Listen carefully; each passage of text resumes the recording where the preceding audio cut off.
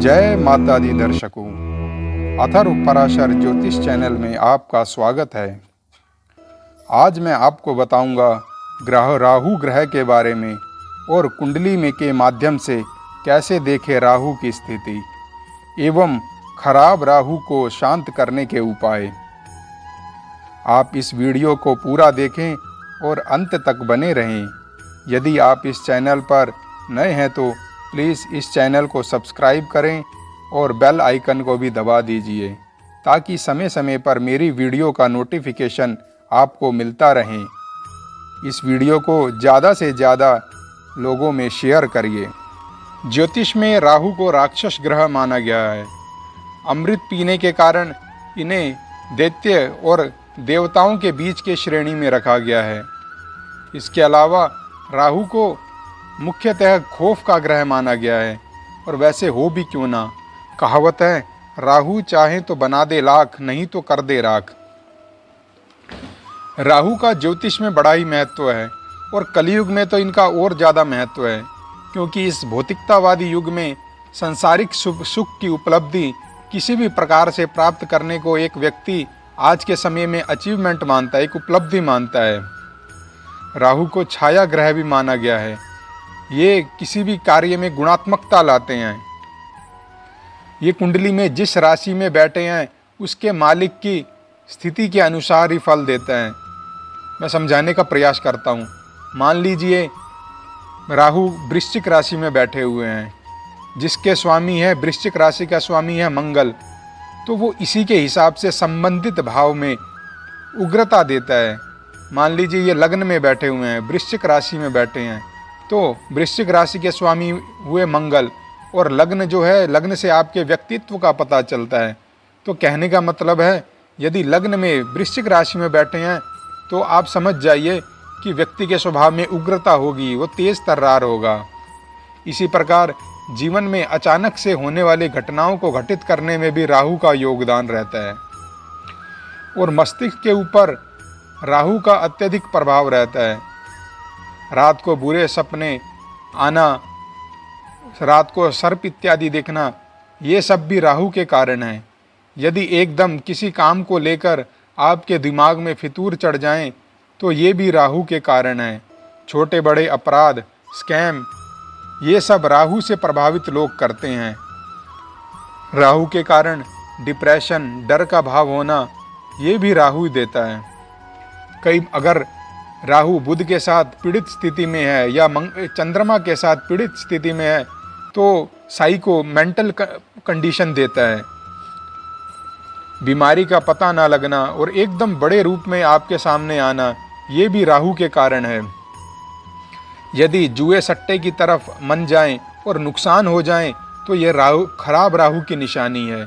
यदि सप्तम विवाह स्थान में, ये लग्न में बैठकर विवाह स्थान को देखें, मान लीजिए ये आपके लग्न में बैठा हुआ है, वहाँ से सप्तम दृष्टि, पूर्ण दृष्टि आपके सप्तम स्थान में डालेगा, तो ऐसी स्थिति में यह सप्तम स्थान को खराब करता है और पति पत्नी के बीच में मतभेद पैदा करेगा। अगर ज़्यादा ही पीड़ित है तो तलाक तक की नौबत आ जाती है। यदि राहु 12वें घर अर्थात जो व्यय का स्थान है, अगर वहाँ पर राहु पीड़ित होकर बैठे हैं, तो व्यक्ति को जेल, पागल खाने या अस्पताल में जाने तक की नौबत आ जाती है। राहु को कारावास, अनैतिक संबंध, अस्पताल, ये सब राहु से संबंधित हैं। ससुराल पक्ष, जादू टोना, कुतर्क करना, पेट से संबंधित जो बीमारी है, वो ये सब राहु के अंडर में आती हैं। अब ये तो हुई बात राहु के अशुभ प्रभाव की। यदि राहु अपने मित्र शुक्र के साथ बैठ जाएं, तो व्यक्ति को अनायास फेम, लग्जरी इत्यादि दिलवाता है। क्योंकि शुक्र स्वयं संसारिक सुख का ग्रह है, उसके साथ राहु अच्छी स्थिति में होने से सोने में सुहागा करता है। यदि राहु बुध के साथ मिल जाएं और अच्छी स्थिति हो, तो ऐसे में व्यक्ति आविष्कारक बन जाता है और अपनी बुद्धि के बल पर लोहा मनवाता है। उन लोगों की सोच सामान्य व्यक्तियों की सोच से बहुत दूर रहती है। यदि राहु दशम स्थान में अच्छी स्थिति अर्थात कर्म स्थान में बैठ जाएं, अच्छी स्थिति में बैठ जाएं, तो व्यक्ति को मास लीडर बनाता है। और जितने भी राजनीतिक लोग हैं, अच्छे राजनीतिक लोग हैं, उनके 10वें स्थान में राहु का कहीं ना कहीं संबंध होता है। वैसे तो राहु सूर्य को ग्रहण लगवाता है, सूर्य राजनीति का ग्रह है, लेकिन राहु को एक कूटनीतिक ग्रह भी माना गया है। और ये तो सभी जानते हैं, राजनीति का संबंध सीधा सीधा संबंध कूटनीति से है। यदि इसका संबंध 10वें घर से बन जाए और अच्छी स्थिति में हो तो बहुत अच्छा राजनेता बनाता है। इसके अलावा राहु यदि छठे शत्रु स्थान में, कंपटीशन के स्थान पे बैठ जाए तो भी यह शत्रुओं का दमन करता है। और मान लीजिए राहु के साथ मंगल बैठ जाएं, वैसे तो राहु और मंगल का राहु अंगारक योग बनता है, परंतु अगर ये अच्छी स्थिति में बैठे हैं तो यह कोई मेडिकल प्रोफेशन में है, कोई पुलिस में, सेना इत्यादि में है, तो उसको फेम दिलवाएगा और उसको अच्छी तरक्की करवाएगा। अब हम बात करेंगे राहु दोष को दूर करने के लिए क्या उपाय किए जाने चाहिए। यदि राहु किसी को दीर्घकालिक लंबी बीमारी दे रहा है तो ऐसी स्थिति में रुद्र सूक्त या महामृत्युंजय का पाठ करें, इससे अशुभ राहु के प्रभाव में कमी आएगी। यदि पढ़ाई में कंसंट्रेशन नहीं बनती, खासकर विद्यार्थियों को, या पढ़ाई में रुकावट आती है, तो ऐसी स्थिति में विद्यार्थियों को सरस्वती माँ की पूजा करनी चाहिए, क्योंकि राहु बुद्धि का कारक है और माता सरस्वती के अंडर में आता है।